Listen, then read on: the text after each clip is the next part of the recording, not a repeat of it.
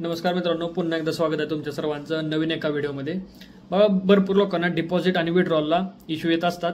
समजा तुम्ही एखादं डिपॉझिट केलं आणि ते डिपॉझिट जर तुमच्या अकाउंटला क्रेडिट झालं नाही तर त्यासाठी तुम्हाला काय करायचं आहे।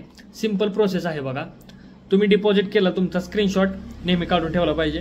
त्यानंतर सगळ्यात अगोदर बघा, डिपॉझिट करताना यूटीआर सबमिट करायला खाली ऑप्शन असतो यूटीआर म्हणून। तो यूटीआर सबमिट केला तर डिपॉझिट यायला 5 मिनिटं सुद्धा लागत नाहीत, लगेच डिपॉझिट येऊन जातं।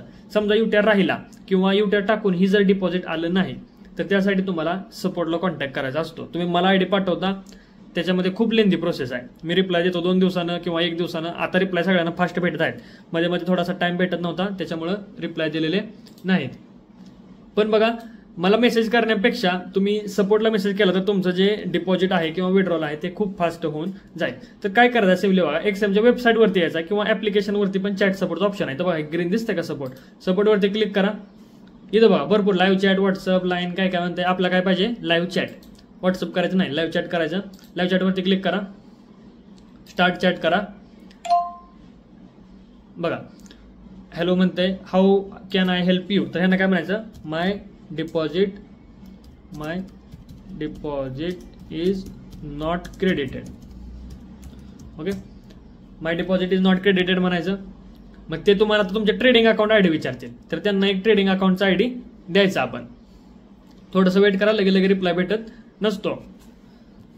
मोस्ट ऑफ द बघा, जे डिपॉझिट वगैरे आहे ते सगळं काही नीट क्रेडिट होऊन जातं।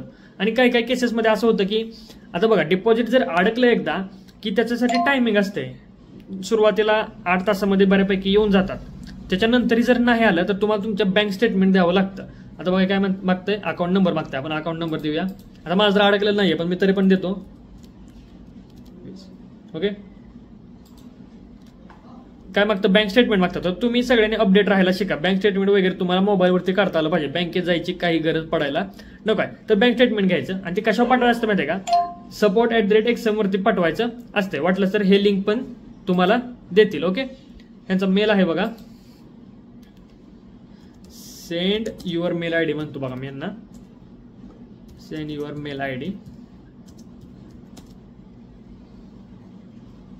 support@xm असा मेल आयडी आहे त्यांचा। त्याच्यावरती तुम्हाला काय काय पाठवायचं आहे, तुमचा ट्रेडिंग अकाउंट नंबर, पेमेंट केला स्क्रीनशॉट आणि बँक स्टेटमेंट। बघा, त्याला रिप्लाय यायला टाइम लागतो, ते मॅक्सिमम प्रोसेस आहे 5 दिवसाची।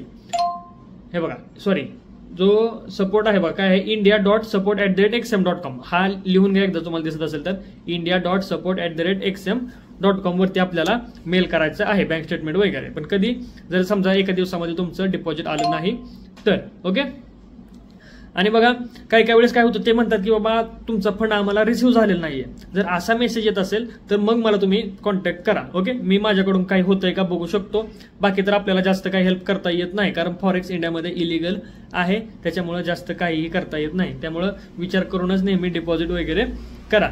बघा, खरं तर बरेच लोक म्हणतात की इलिगल आहे, मग आपल्याला काही प्रॉब्लेम येईल का, ते कोणी सांगू शकत नाही प्रॉब्लेम येईल का नाही येईल का। जो तो आपल्या रिस्कवरती करतोय, मी माझ्या रिस्कवरती करतोय, तुम्ही तुमच्या रिस्कवरती करा। ठीक आहे, तर ही सिंपल प्रोसेस आहे। सपोज करा विड्रॉल अडकलं तरी पण हा तुमच्यासाठी ऑप्शन आहे की यांना मेसेज करायचा, मग हे सांगतील तुम्हाला की बाबा काय रिझन आहे विड्रॉल अडकलेला, आणि त्याच्यानंतर तुम्ही मला तुमचा ट्रेडिंग अकाउंट आयडी पाठवा, मग मी तो फॉरवर्ड करून बघतो माझ्याकडून। जरी झालं तर बेस्ट आहे, विड्रॉल वगैरे येऊन जातात। मोस्ट ऑफ द विड्रॉल जे आहेत ते 1 तासामध्ये येतात, परत 8 तास टायमिंग आहे आणि परत 5 दिवसाचं टायमिंग आहे। 5 दिवसाचं टायमिंग का लागतं बघा, मिस होतात विड्रॉल, भरपूर सारे विड्रॉलचे रिक्वेस्ट वगैरे येत असतात, मग ते विड्रॉल वगैरे मिस होऊन जातात।